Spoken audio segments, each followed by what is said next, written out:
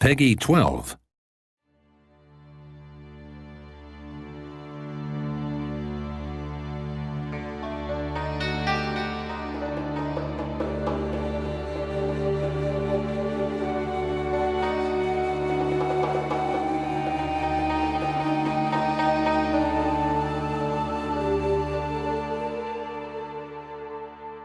Hello, I'm Johan. I'm the studio manager of Paradox Development Studio, and I'm here to talk about Europa Universalis IV, Conquest of Paradise.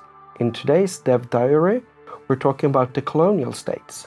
Previously in the EU series, you plunked down a colony and then that territory was yours to all eternity or until someone conquered it from you. There was no difference in that territory in North America or a territory in your own European backyard. But what we've done as a change here in EU4 is create something we call Colonial States. We divided the New World into a bunch of regions. There's about 15 of those, like California, Eastern Seaboard, Louisiana, Canada, Colombia, etc. And when you have placed down enough colonies, might be 3 or 4 or 5 provinces, these will be joined together and form a colonial state. A colonial state is like a viceroyalty. That is a dependency for the motherland.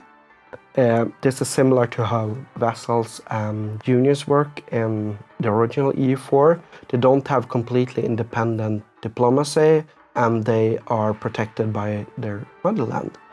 What makes the colony different from a vassal? Well, whenever you colonize in the same region, every colony you place down goes to your colonial state. Your colonial state always provide 50% of their trade power to you.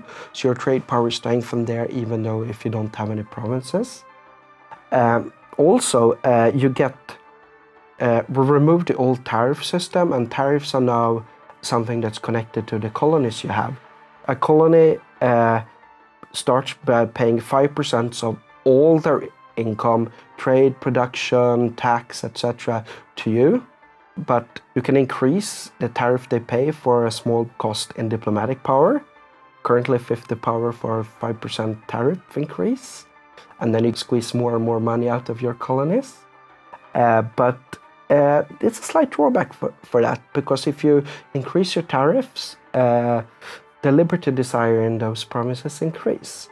And when liberty desire in a colony goes up too much, they start throwing your tea in the ocean and you'll end up with colonial revolts, and eventually there's no more Union Jack flowing over the eastern seaboard, but you may see the stars and stripes over your previous colonies and end up in a revolutionary war.